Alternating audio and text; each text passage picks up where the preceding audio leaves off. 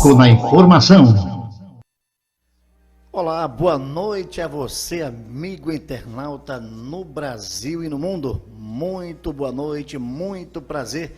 Eu sou o Zaqueu Cohen e você está nesta noite no Câmera 1 pela TVN Brasil, www.tvnbrasil.com.br e também pelo YouTube. Com certeza nós esperamos aí desde já a sua participação, se assim você o desejar e o quiser. E eu já quero também deixar aqui para você o número do WhatsApp do programa, que é o 98561-1305. 98561-1305.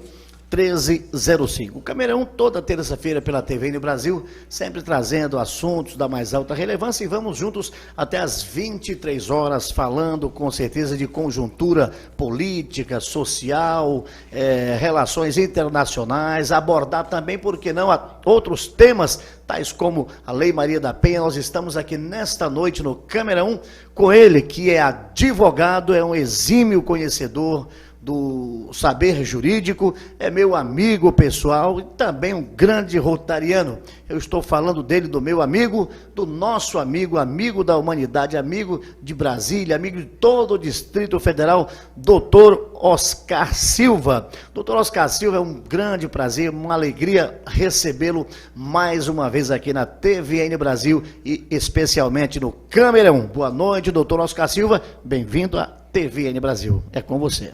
Boa noite, Zaqueu Cohen, boa noite a todos que nos assistem. Quero manifestar minha alegria, minha satisfação e, sobretudo, a honra de estar aqui mais uma vez para que a gente possa tratar de assuntos que eu tenho plena convicção são de grande interesse no momento da nossa sociedade. Nós estamos vivendo dificuldades, mas nós podemos, com certeza, vislumbrar também possibilidades e caminhos para que a sociedade possa superar essas grandes dificuldades que nós estamos enfrentando, todo esse sofrimento de forma pessoal e social, mas também de darmos um encaminhamento para que a sociedade possa se assumir em si mesma para tomar rédea do seu destino e assim a gente poder fazer o Brasil ser uma nação organizada, próspera e conquistadora dos seus sonhos. Olha só, o doutor Oscar Silva, ele tem sido um homem que tem lutado não só pela questão da justiça no país, mas sobretudo, como ele bem disse agora, pelo crescimento, pelo desenvolvimento. Não é porque está na presença dele, até porque se porventura não fosse assim, eu não o convidaria. Eu não convido nesse programa pessoas que não tenham caráter probo e libado e que, por conseguinte, não tenham o que dar para a sociedade, para oferecer à sociedade. Doutor Oscar Silva é um homem de um coração magnânimo, um homem que tem um vasto conhecimento do saber jurídico, é advogado há muitos anos, professor na área do direito e, como disse também, um rotariano, um homem que tem colocado o seu tempo, a sua vida, a sua disponibilidade e, por conseguinte, até mesmo contribuindo do próprio bolso para ajudar as pessoas e os menos favorecidos. Além do que ele já faz, com conhecimento que ele tem, não só dentro do direito, mas em outras áreas, as quais com certeza lhe são peculiar. Doutor Oscar Silva, então nós vamos abordar nesta noite a questão, a conjuntura política por que passa o nosso país. Eu penso assim, doutor Oscar, que o Brasil vive uma situação, eu diria que preocupante, porque a gente vê que existe um determinado grupo que é literalmente aquilo que, como já se dizia, torcendo para o quanto pior, melhor. Para que, de fato, agora eu fico imaginando, que quando um elemento ou elementos, torcem contra uma nação ou torcem contra um governo, na verdade ele está buscando o mal daquele país. Então é paradoxal eu dizer que amo o Brasil e eu querer o pior para essa nação. Quer dizer, que tipo de amor é esse? Mas, doutor Oscar Silva, então o senhor, como um exímio advogado, eu já quero fazer uma pergunta para o senhor. E também quero deixar, como já falei, o WhatsApp do programa, o 985611305, e no YouTube você pode enviar uma pergunta aqui para o doutor Oscar, quer seja dentro das áreas às quais falei, ou se você tem uma pergunta que certamente você quer fazer a um advogado do know-how, do conhecimento do doutor Oscar Silva, você pode então fazê-lo, que nós iremos repassar aqui a pergunta para ele. Mas, doutor Oscar Silva, eu pergunto, diante dessa magnitude toda, dessa conjuntura, em um dado momento de perplexidade, de brigas políticas, aí eu pergunto para o senhor, hoje nós temos um candidato aí, pode-se falar o candidato da esquerda, o ex-presidente Lula, não é isso? Segundo as pesquisas, despontando, enfim, mas eu não quero me ater à questão das pesquisas em si. O senhor, como advogado, e eu, como leigo no direito, eu pergunto para o senhor, doutor Oscar Silva, é possível que o presidente ou ex-presidente Lula, de fato, possa vir a ser candidato, embora alguns afirmem que possivelmente ele cairá na lei da ficha limpa? Tal fato possa, de fato, concretizar-se, doutora? Bem, o que nós temos que definir é que, o que nós temos definido é que o processo dele foi alterado, foi decretada a suspeição do juízo de primeira instância, mesmo depois de ter confirmado a sentença em instâncias superiores, mas hoje ele estaria, em princípio, habilitado a concorrer, e como nós não temos ainda uma decisão da Justiça no nível definitivo, e também, até que se tivéssemos, poderíamos também estar à mercê de eventuais recursos, nós ainda não podemos definir se ele será ou não, mas pela situação posta atualmente, ele poderá ser candidato. O que eu entendo que democraticamente todos podem ser candidatos. Agora, o que a gente verifica é que, infelizmente, a sociedade brasileira, ela se põe dividida. Por quê? Porque os interesses pelas eleições, eles se manifestam independente do tempo da eleição. Então, no Brasil, nós temos o impedimento legal de fazer a campanha antecipada. No entanto, hoje nós estamos em plena campanha eleitoral. A oposição está com os candidatos formando grupos, chapas, enfim, está sendo formado esse trabalho e essa situação, e o governo também se opõe, já se preocupa também, muita gente já fala de reeleição, enfim.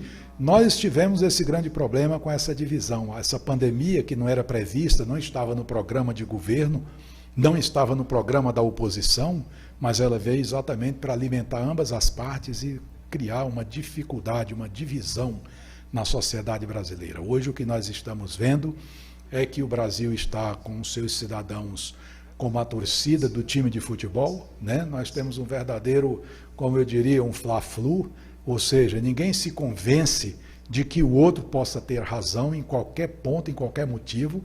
Então, o que origina de algum ponto, de um lado, é contestado do outro, independentemente de qualquer análise, de qualquer avaliação. Isso é muito ruim, porque traz uma insegurança ao cidadão que vai, enfim, decidir a opção que ele deseja para o governo. Nós não temos programa, nós não temos regra, nós só temos uns contra os outros. Enfim, nós somos a favor de quê? Qual programa? Qual é o que tem sugestões? Hoje nós só temos um grupo contra o outro, e isso é muito ruim. Eu sempre digo que os líderes não são aqueles que têm a capacidade de escolher um lado. Eu acho não necessário que o líder seja aquele que tem a capacidade de unir os lados. No Brasil hoje isso é impossível, não teríamos liderança, né, capaz de unir os lados. Eu não digo os lados que se opõem, das militâncias, dos dirigentes, dos administradores da situação, dos operadores do exercício da política, mas da própria sociedade. Então a sociedade hoje não tem como se unir de um lado, infelizmente. E nós precisamos que isso aconteça o mais brevemente possível e que o grupo de oposição permita que o governo possa governar, porque toda a energia colocada contrária à gestão pública, ela causa prejuízo aos cidadãos e não apenas ao aparelho administrativo. Então nós vemos hoje que existe uma oposição muito forte, uma oposição declarada, uma campanha aberta dos meios de comunicação, de parte dos meios de comunicação. Inclusive, nós conseguimos o grande mérito de dividir a própria imprensa, né? A imprensa hoje está dividida, temos imprensa de um lado e imprensa do outro. Quando eu sempre sonhei que a liberdade de imprensa seria exatamente o compromisso que a imprensa tem com a verdade, hoje a liberdade de imprensa é para que a parte da imprensa que cobra mais liberdade, para que ela possa manipular com liberdade a conveniência dos interesses que ela quer defender. Então, quando a imprensa chega nesse ponto, quando o Supremo Tribunal chega no ponto das grandes divergências, inclusive internas dentro do próprio Supremo, os juízes ter essa situação como uma espécie de tendências de parcialidades, isso causa muita dificuldade para o cidadão e a cidadã analisarem e se manifestarem em planos, em projetos, em propostas que possam trazer benefícios à sociedade.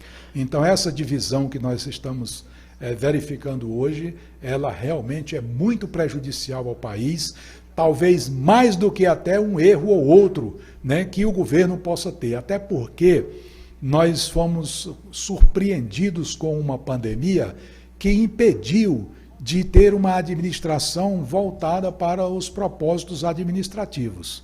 Quando nós tivemos a eleição, nós não tínhamos uma pandemia na programação do governo, na programação dos candidatos.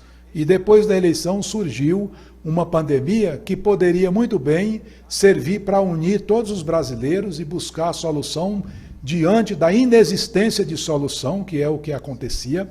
E, infelizmente, nós temos o grupo que sugere isso, o grupo que sugere aquilo, e nós não sabemos quem tem razão, porque, na verdade, ninguém sabe. Hoje, os cientistas não sabem qual é a solução. Agora já se caminha para a questão das vacinas, mas antes das vacinas teria que ser científico, mas antes do científico, antes da vacina, os médicos e os trabalhadores na área de saúde conseguiram salvar 90% ou mais das pessoas que foram acometidas do vírus. Então, isso significa que nós tivemos um proveito muito grande da capacidade dos nossos profissionais de saúde, destacando-se os médicos e, naturalmente, todos aqueles que fazem parte desse grupo da saúde, a partir de todos que se manifestaram, inclusive de muitos governantes também, de prefeitos, de alguns governadores, que também se empenharam e tiveram êxito, mesmo com os tratamentos que não eram cientificamente ainda comprovados. Graças a essas pessoas, nós tivemos ainda a salvação de muitas vidas. Doutor Oscar Silva, quando me traz à memória um fato, uma narrativa que, quando o senhor fala que hoje nós temos grupos antagônicos nesse país e que, de alguma forma, em razão dessa sede pelo poder, prejudica a nação. Eu me lembro que nos anos 90 houve um levante nos territórios lá em Israel, a OLP, a antiga Organização para a Libertação da Palestina, quando houve, acredito que, uma guerra local, e naquele momento era o Likud que estava no poder. Na época era o ex-primeiro-ministro, saudoso primeiro-ministro Yitzhak Samir. E eu me lembro que na época o governo, o gabinete do primeiro-ministro chamou o líder da oposição israelense para uma reunião.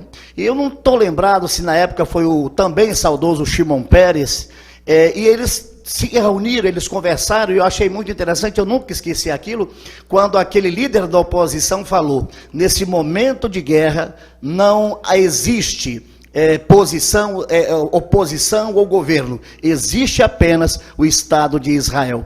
Imagina o senhor, quando no Brasil alguém é eleito, é incrível como existe essa oposição predatória, irresponsável e até canalha, para poder literalmente desejar que aquele governo se arrebente, não sabendo esses cabeças de vento que, se um governo desse não dá certo, é o país que não dá certo.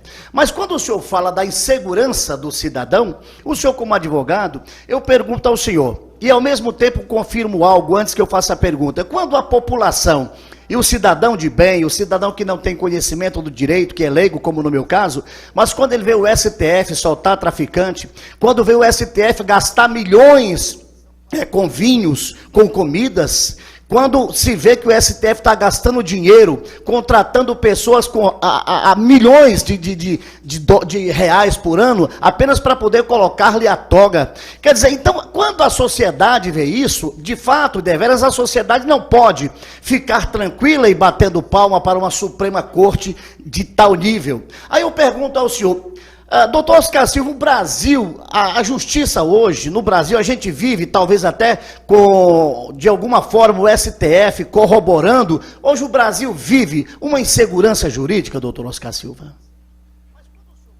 Infelizmente, nós temos que confirmar a insegurança jurídica, na verdade, é o sentimento da sociedade. E é isso que hoje a gente pode afirmar com muita tristeza, que nós estamos diante de uma insegurança na aplicação das leis e também na conduta dos nossos juízes. Infelizmente, os juízes, eles são destinados, são caracterizados como um dos poderes. É interessante, eu sou operador do direito há 40 anos. E a gente sente que existe um poder no Brasil e em todas as repúblicas democráticas, existe um poder que pertence a uma classe.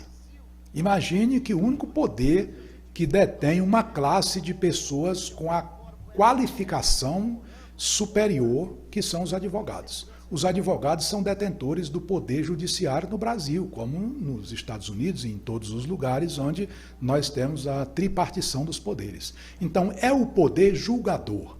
O poder julgador é o poder conhecedor. É o poder que imparcial, que tem o conhecimento, que é reservado, por isso ele tem determinadas regalias, como, por exemplo, a vitaliciedade. Por que o juiz tem a vitaliciedade? Porque ele não pode ser substituído, ele não pode ser pressionado para ser imparcial, para julgar contra ou a favor de determinados interesses escusos, que não estejam nas regras da lei. Então, quando nós temos uma classe que é detentora de um poder, isso significa que essa classe tem uma grande responsabilidade. Veja que no Poder Executivo, qualquer cidadão pode ser presidente da República, pode ser governador, pode ser prefeito. Qualquer cidadão pode ser deputado, pode ser senador, pode pertencer ao Poder Legislativo, mas nem todo cidadão pode pertencer ao Poder Judiciário com o poder de comando de decisão, como é o caso do Poder Judiciário, conforme eu repeti. Então, o que isso acontece? É que os magistrados, eles têm que julgar de acordo com os fatos que são levados a eles. Eles têm uma restrição de não se manifestar. Então, você ouve o ministro dizer que o processo para ele não tem capa. Ele não quer saber quem é que está no processo. Ele quer saber sobre os fatos para ele aplicar o direito. Então, o que é que nós vemos? Que hoje, infelizmente, nós vemos que o juiz, o ministro, diz que o processo para ele não tem capa, mas se tiver holofote, ele se manifesta independente de qualquer coisa. Nós vimos quando nos Estados Unidos houve uma invasão lá no Capitólio, que é o poder judiciário, legislativo, quando houve lá, os juízes brasileiros disseram que aquilo era uma ilegalidade, se manifestando em aspectos políticos que não tem nada a ver com um processo onde ele poderia se manifestar.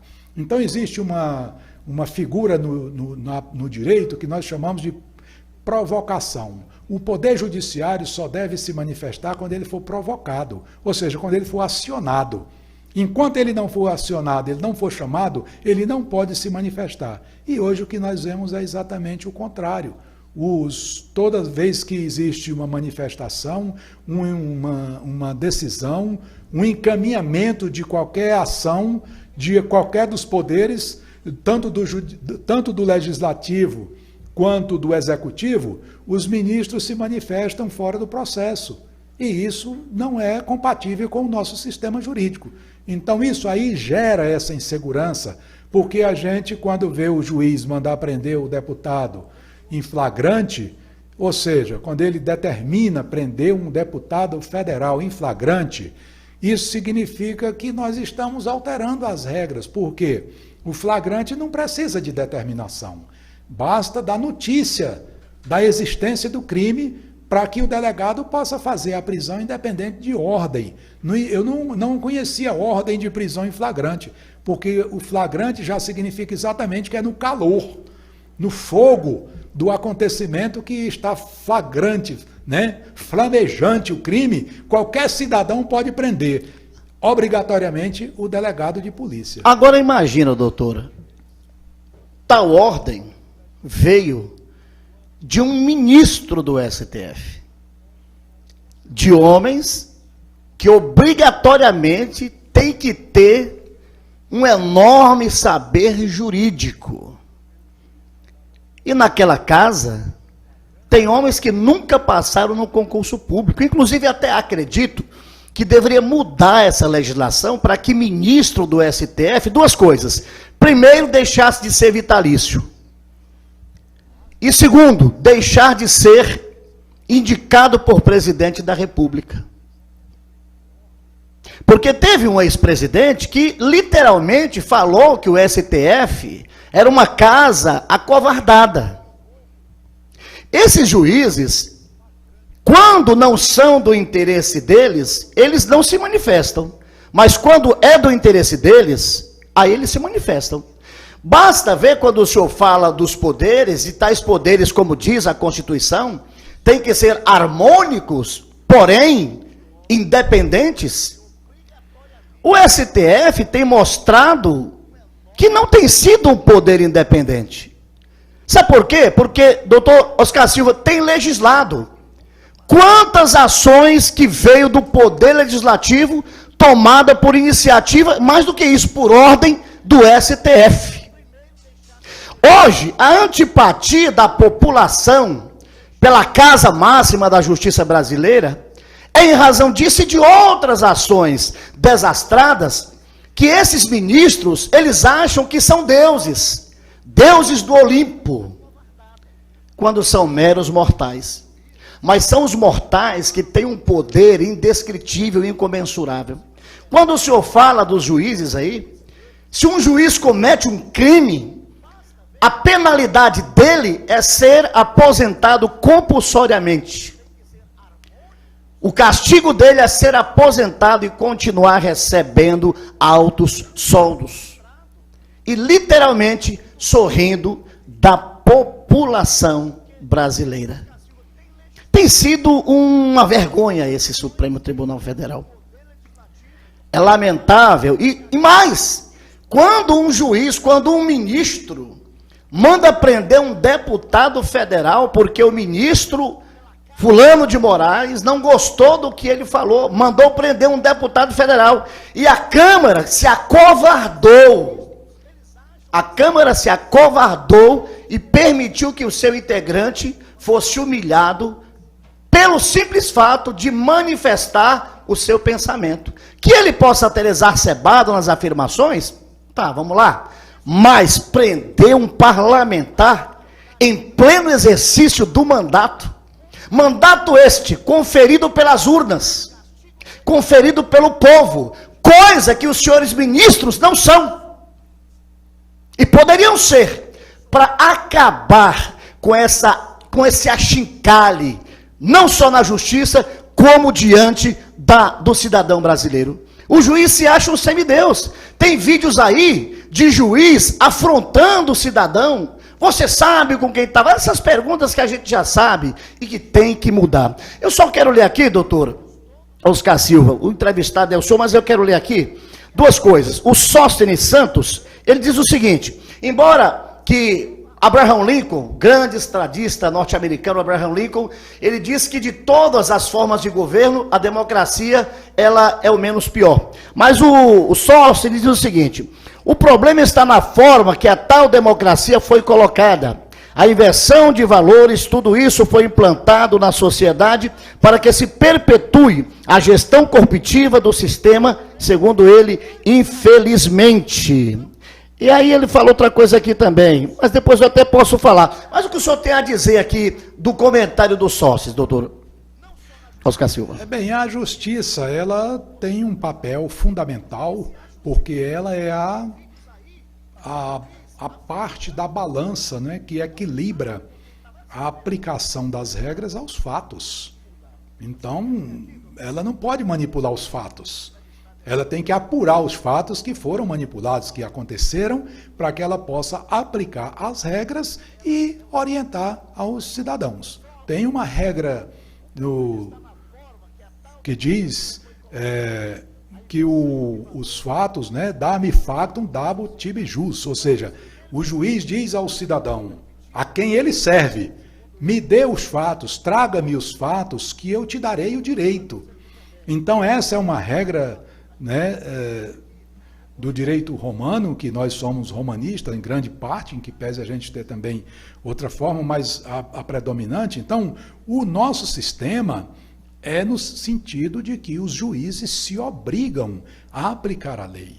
E ao juiz só é concedida a complementação das lacunas da lei. Ou seja, quando não existe a lei, o juiz deve interpretar qual é o sentimento da sociedade através dos costumes, através de outros julgados que possam ter acontecido semelhante àquele caso que ele está julgando.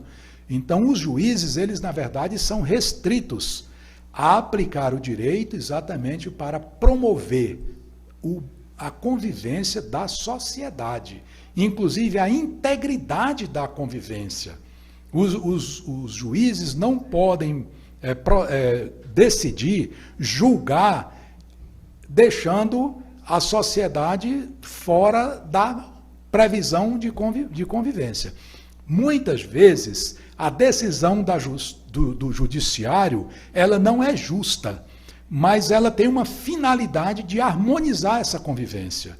Então esse é como diz, quando o juiz não pode cumprir a lei por ser lei, ele tem que cumpri-la por ser justa. E o que é justa nesse caso? É mesmo que não favoreça integralmente uma parte, mas que ela favoreça a convivência de toda a sociedade. Como a gente vê, muitos crimes que são praticados, eles não são praticados, por exemplo, os crimes contra a pessoa. Um crime de homicídio, ele não é um crime apenas contra a pessoa, ele é também um crime contra a sociedade. Se alguém mata outrem, ele deve ser punido não apenas pelo fato de haver matado, mas de que a decisão, que a aplicação daquela pena sirva de exemplo para toda a sociedade de que ela foi ferida no momento em que o direito e que a vida daquela pessoa, ou a integridade física foi atingida pela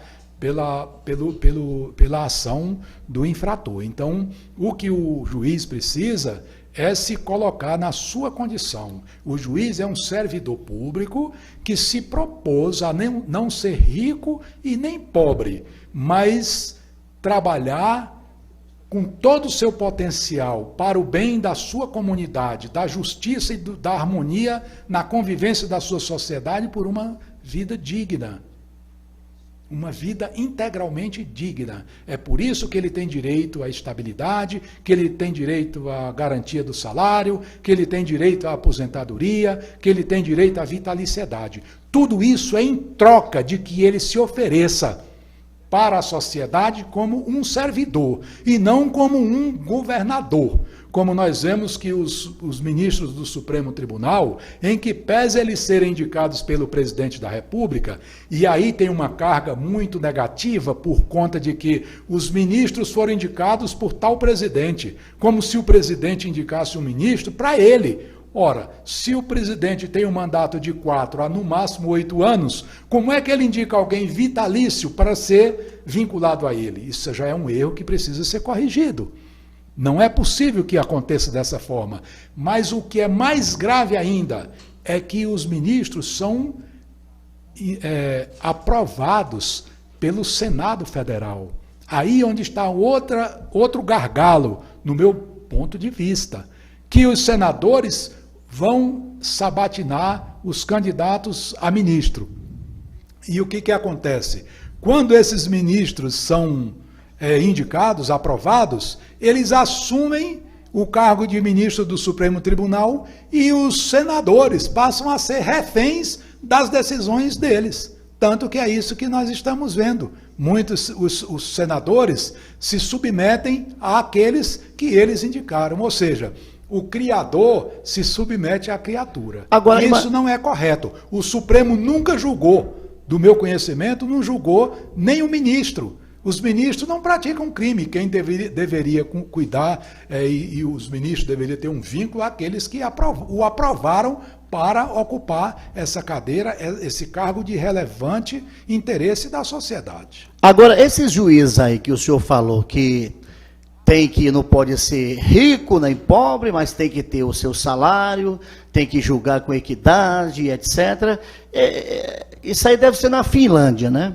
Porque no Brasil a gente vê esses camaradas milionários. Quer dizer, em meio à pandemia, teve famigerado aí viajando para outro país, para outra nação, passeando, enquanto o Brasil vive toda essa situação. Para que o senhor tenha uma ideia, doutor Oscar Silva, dentro do que a gente está falando, o STF legislando, por ordem do excelentíssimo senhor presidente do STF, Luiz Roberto Barroso, foi instalado a CPI da Covid. CPI esta que não está lá para, literalmente, você acha que aquele presidente que é acusado de pedofilia, você acha que o relator dessa CPI que responde a mais de 10 processos lá no STF que estão paradinhos, o camarada coloca lá 450 mil mortos. Primeiro, esse famigerado, ele não diz que quase 14 milhões de pessoas se livraram da morte do Covid-19.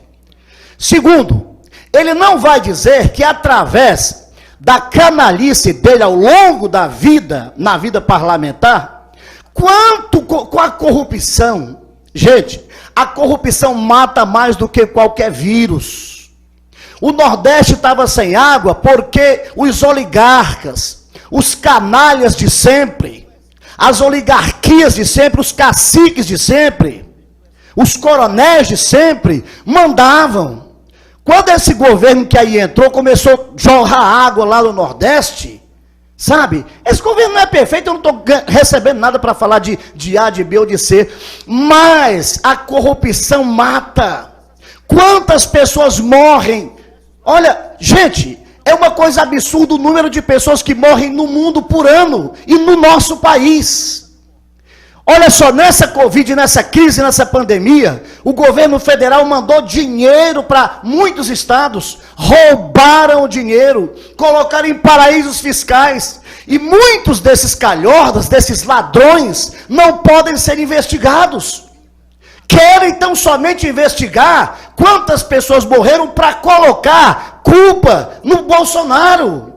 Olha, para você ter uma ideia, no Correio Brasiliense de hoje, está aqui, ó. Quando a gente fala de fonte.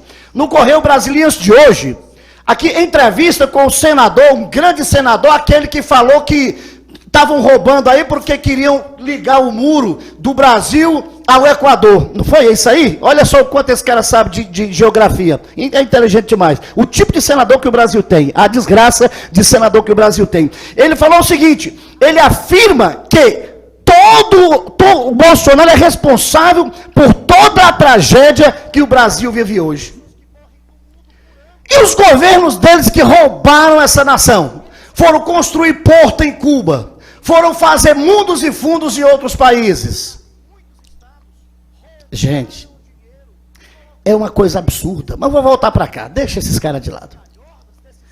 Doutor Oscar Silva, aí quando o presidente do STF manda criar uma CPI no Congresso Nacional, que o relator e o presidente são figurinhas tarimbadas nas fichas, nos fichários policiais, para investigar.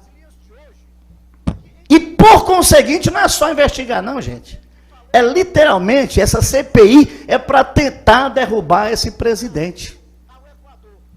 Só isso. Doutor Oscar Silva, é com o senhor. É muito preocupante a criação dessa CPI determinada pelo Supremo, porque o que a gente verifica é que uma CPI seria inconveniente nesse momento. Um dos princípios da administração pública é a conveniência e a oportunidade.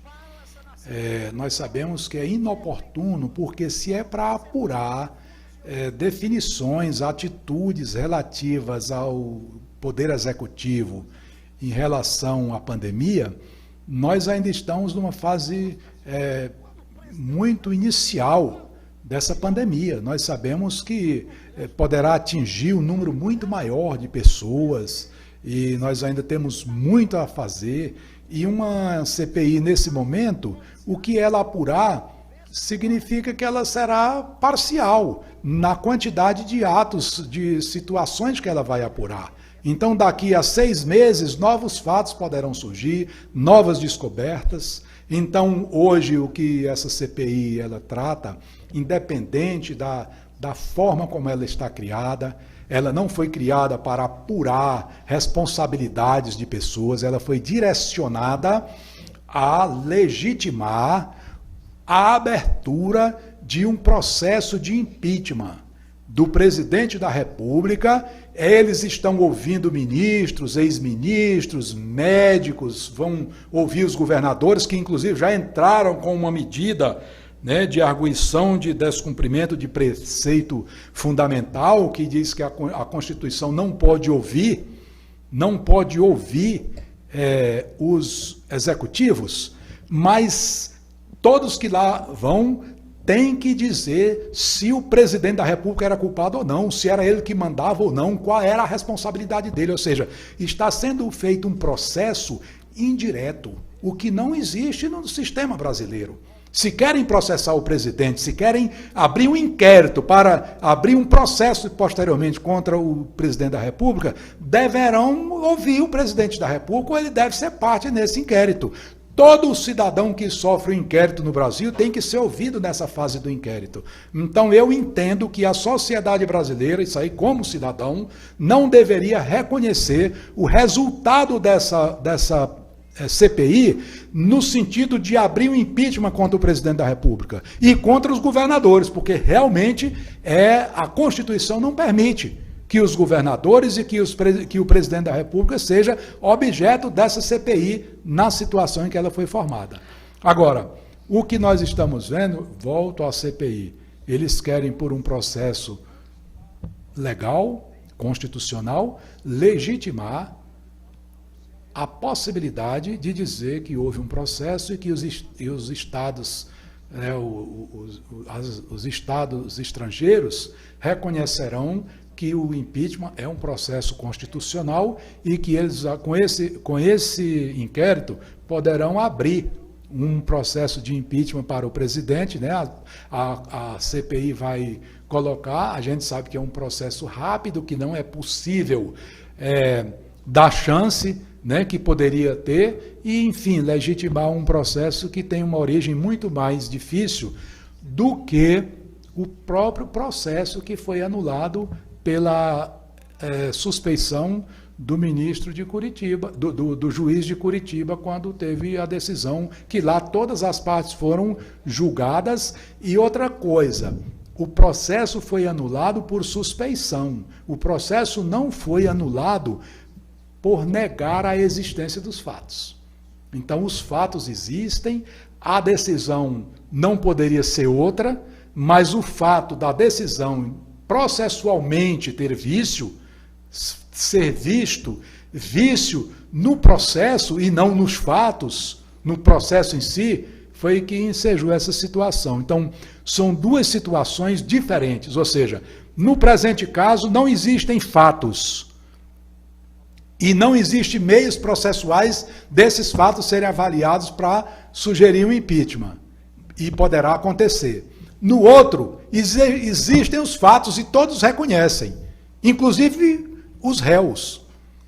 Mas aí levantou-se uma questão processual que o juiz não seria competente, não seria ele que deveria julgar aqueles fatos, mesmo aqueles fatos sendo verdadeiros, como são porque o dinheiro que foi devolvido como consequência desses processos não foi um dinheiro manipulado, não foi lavagem de dinheiro, foi dinheiro devolvido, origem das ações ilícitas, delituosas dos agentes que foram condenados, todos que foram condenados, não é só o caso de um ou outro, não. Então, os fatos são reconhecidos, agora, a forma é que está sendo questionada. Você vê. É isso que nós precisamos deixar bem claro, e eu acho que a sociedade não deveria reconhecer essa situação. E eu acho que aí os parlamentares, que são realmente parlamentares que defendem a aplicação da Constituição para o interesse da nação,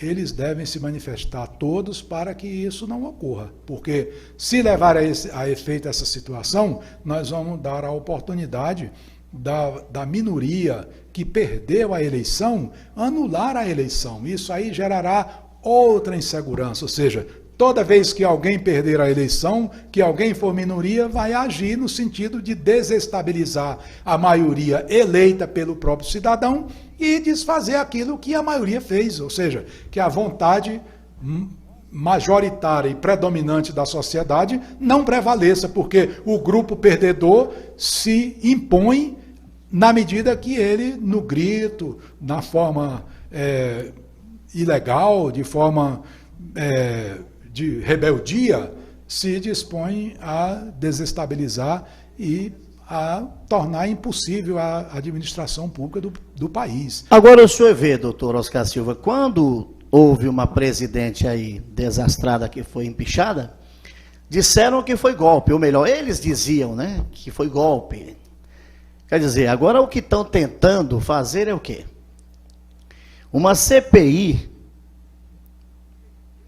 criada literalmente com o intuito de inviabilizar um governo. Se fosse um governo corrupto, como foi os passados, não precisava nem de CPI. Bastava uma simples pedalada, que nem aconteceu com a que veio de Marte e governou o país por 6 anos. Mas aí observa, gente, os homens à frente dessa CPI. Gente, para finalizar, pelo menos essa parte, se esse Brasil fosse um país sério, esses homens deveriam estar na papuda. Literalmente. Mas, nesse país, quem tem dinheiro faz com que o processo durma nas gavetas.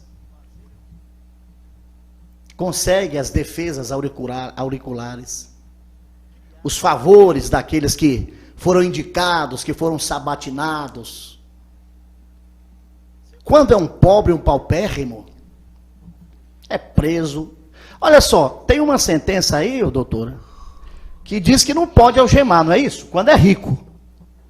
Teve uma época aí que teve um ministro que um juiz, não sei se foi do Rio ou foi de São Paulo, mandou algemar um bandidão do Coralinho Branco e o ministro proibiu. Agora, quando é um pobre, que eu trabalho num hospital público, quando vai lá um pobre lá, cara, parece aqueles prisioneiros norte-americanos, vai preso as mãos e os pés. Não tem quem os defenda, não tem dinheiro, não pode comprar sentença, não pode fazer nada. Infelizmente, gente, essa insegurança que o doutor Oscar Silva aqui fala como advogado, não é uma coisa que ele diz tão somente, são dezenas de advogados sérios, que não têm rabo preso com ninguém. É isso aí. O pessoal fala da lei, da justiça, mas olha, gente, sinceramente, a nossa justiça é lamentável. Doutor Oscar Silva, queira me desculpar a minha franqueza, eu sou um ignorante, um leigo dentro do direito, e de repente não é afrontar nem a justiça, muito menos o senhor, que é um advogado, mas é incrível como o cidadão comum, o cidadão de bem se sente aviltado, levando bufetadas na face, quando aqueles que de fato deveriam fazer justiça com equidade, sabe, com princípios de justiça na mais terra essência, são aqueles que às vezes podem fazer quando o dólar ou o euro pode falar mais alto. Doutor Oscar Silva, eu quero falar aqui, algumas pessoas aqui estão parabenizando, é o caso do José Aparecido Pereira. Parabéns pelo programa, guerreiro. Ô, meu irmão, muito obrigado aí pela tua participação, obrigado mesmo, viu? Forte abraço a você e toda a sua família. E a todos vocês que estão nos dando o prazer de nos acompanhar aqui pela TV. Nesta noite, estamos aqui nesse bate-papo agradabilíssimo com o meu amigo Dr. Oscar Silva, um homem do mais alto know-how jurídico e um cidadão de caráter probo e ilibado. Se não fosse assim, talvez eu não dissesse, mas certamente ele não estaria aqui.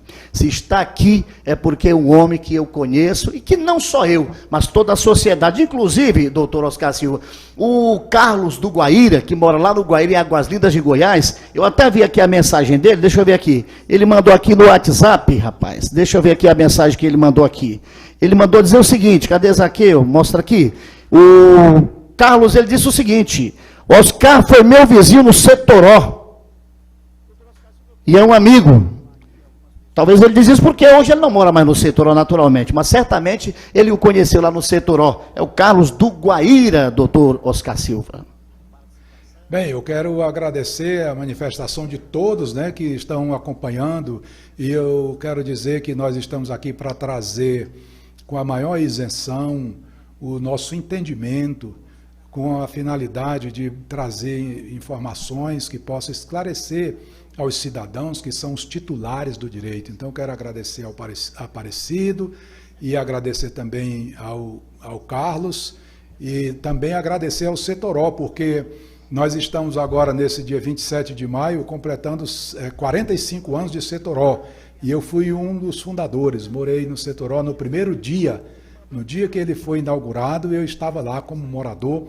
Foi a minha primeira residência, foi lá onde eu me casei, constituí a minha família, foi lá onde nasceram os meus filhos, nasceram agora e os meus netos, e eu tenho muito orgulho de ter participado da fundação do Setoró e, sobretudo, da amizade construída. E tenho muito orgulho ainda de saber que hoje os nossos jovens carregam essa história de nossa amizade, da nossa tarefa cumprida, onde nós construímos um lugar íntegro, onde as pessoas convivem, nossos jovens, nossos filhos, os verdadeiros proprietários, né, os sucessores dos nossos esforços, dos nossos sacrifícios, carregam essa nossa história com muita dignidade e também ainda com muita afetuosidade, né? Nossos filhos tornaram-se amigos e assim, Carlos, é que funciona o nosso estado, né, de ação como cidadãos. Fico muito contente de ouvir, né, de ver, de sentir essa manifestação. Tenha certeza que é muito importante a gente saber que a nossa história é construída e que ela pode ser a qualquer tempo mostrada. Como diz aqui o nosso amigo Zaqueu Cohen, a gente tem uma história que pode ser contada, e isso é muito importante. Eu tenho orgulho muito de tudo isso, de saber que o Setoró, a Ceilândia, o Distrito Federal, nesses 40 anos aí que eu exerço a atividade jurídica e passei por onde passei, como presidente da SEASA, diretor do PROCON, assessor jurídico na Câmara Legislativa, 15 anos de serviço como funcionário concursado no Banco do Brasil e como membro da Associação de Moradores do Ceilândia Esporte Clube, da subseção da OAB de Ceilândia e do Rotary Clube de Ceilândia e do Distrito 4530, tem uma história de muita alegria, de muito êxito, né, porque conquistei muitas amizades. E isso é um motivo que me deixa assim um pouco emocionado, porque eu fico muito feliz quando encontro na feira um cidadão que me diz: o senhor é o Oscar Silva? Sim. Olha, o meu pai não existe mais, já faleceu, mas ele era um grande amigo do senhor. Então isso para mim é a riqueza que eu adquiri, que eu amealhei no transcorrer da minha vida até aqui. Doutor Oscar Silva, o senhor é de um coração sobremodo magnânimo e em momento algum o senhor jamais teceria tal comentário como eu vou fazê-lo. Eu só lamento profundamente, porque com todas essas credenciais, mas sobretudo pelo homem que o senhor é, pelo caráter que tem, sabe, pela responsabilidade profissional, social, Ceilândia, Setoró não tenha conferido à sua pessoa um mandato na Câmara Legislativa. A Câmara Legislativa, na eleição passada, teve uma renovação de 66,6%. Nós temos parlamentar lá que trabalham em prol da sociedade. Em contrapartida, tem uns parlamentares que são verdadeiros zeros à esquerda. Além de ser zero, ainda é à esquerda, já diz esquerda, já está para lá, né? Então, eu lamento profundamente, como gostaria que Ceilândia reconhecesse o seu valor, conferindo-lhe um mandato para lutar não só por Ceilândia, como maior cidade do Distrito Federal, Setoró, enfim, toda a adjacência, quase não sai a palavra, né? Todo o Distrito Federal, Ceilândia, todo o Distrito Federal. Então, a gente espera que um dia isso possa ser reconhecido e o senhor ser valorizado ainda em vida, porque o brasileiro tem mania de querer só valorizar quando falece. Como agora recentemente lá em São Paulo colocaram ruas lá, ator que faleceu agora com Covid-19, não é isso? Então, vamos valorizar as pessoas enquanto elas estão em nosso meio, principalmente legislando para que Brasília tenha literalmente homens que lute por ela e que a ame de fato, de coração e de direito. Aqui o Joserto Souza parabeniza também pelo programa, Marcelo Borges também parabeniza, aqui o TVN Cortes fala parabéns Setoró pelos 47 anos e também fala doutor Oscar Silva, boas explicações. Meu amigo Divino é um cidadão lá, um vigilante que trabalha também juntamente comigo no Hospital da Rede Pública do Distrito Federal. Divino, um forte abraço a você e a toda a sua família. Meu muito obrigado a você por estar nos acompanhando aqui pela TVN Brasil, precisamente no Câmera 1. Doutor Oscar Silva, eu estava falando com o senhor que uma hora voa, não é isso? Falta-nos tão somente 10 minutos para que a gente possa concluir, eu não diria nenhuma entrevista, mas um bate-papo com um amigo que me dá o prazer e a honra de nessa noite estar aqui na TVN Brasil e no Câmera 1. Mas sobretudo a você que nos acompanha, amigo internauta no Brasil e no mundo, o meu muito obrigado a você. Doutor Oscar Silva, eu quero tocar num ponto aqui, o Divino, assim como eu falei, o Divino ele é vigilante assim como eu também o sou. Inclusive, doutor, claro que a pergunta ela vem porque o sindicato dos vigilantes ele tem batido nessa tecla. Mas o senhor, como um homem de um conhecimento vasto dentro do direito, fale-nos um pouco aí dessa situação aí, porque o que a gente vê, doutor Oscar Silva, é que parece que depois que endureceram a Lei Maria da Penha, parece que a coisa piorou para as mulheres. Eu não sei se tem que ser mais lei ou mais penalidade para que esses homens aprendam a respeitar, a valorizar e, sobretudo, preservar o que de mais um ser humano tem, que é a vida, quando as mulheres têm sido de forma tão, sabe, covarde, assassinadas e maltratadas por aqueles que de fato deveriam amá-las e protegê-las. Doutor Oscar Silva, fale-nos um pouco aí da situação da Lei Maria da Penha. Essa situação é muito delicada. A gente sabe que não tem um consenso, mas o que a gente verifica é que as leis elas são colocadas na existência dos crimes. O crime de matar alguém deve ter sido quando Caim matou Abel, né? Então, a partir daí surgiu o artigo 121 do Código Penal. Eu até brincava muito na faculdade assim, qual foi o crime que Caim praticou contra o seu irmão Abel? Foi do artigo 121 e os nossos estudantes eram unânimes a dizer que sim. Eu digo, mas não tem o período da anterioridade da lei? Nesse tempo não existia o Código Penal, então ele não praticou crime nenhum, porque não estava escrito na lei.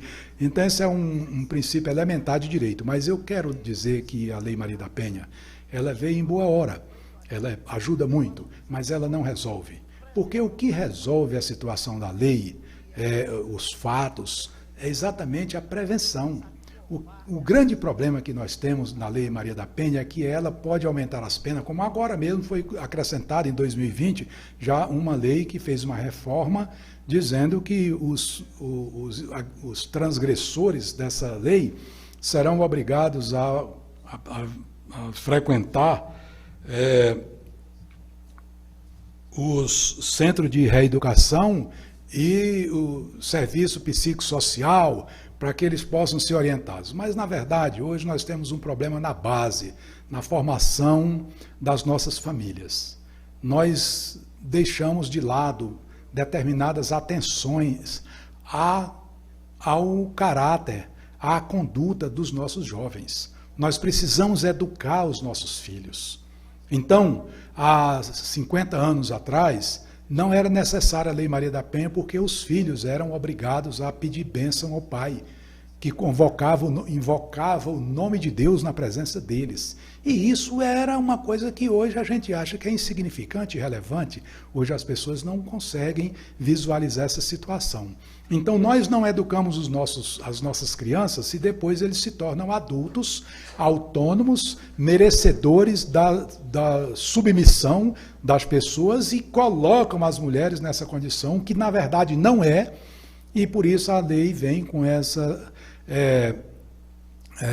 pena mais elevada, mas que também não tem resolvido. Então, Rui Barbosa dizia que a nação nada mais é do que a família amplificada. E eu vejo isso numa figura muito simples. Nós temos os nossos filhos de idades diferentes, normalmente, e eles são levados para uma escola onde eles têm a mesma idade. Então, nós temos um filho de 5 anos e um de 7, e eles vão para a escola formar uma geração.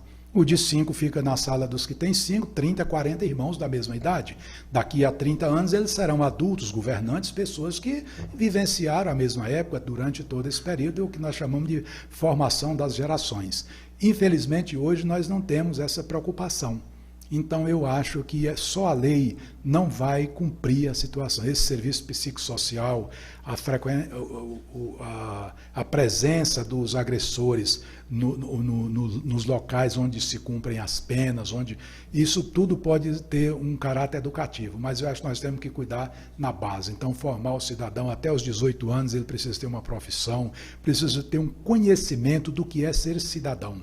Da forma que nós temos a consciência de sermos irmãos dentro de nossa casa, nós precisamos saber qual é o nosso grau de responsabilidade e comprometimento como cidadãos na rua, na cidade onde nós vivenciamos. Então, em casa, eu tenho a conduta de irmão para com os meus convivas.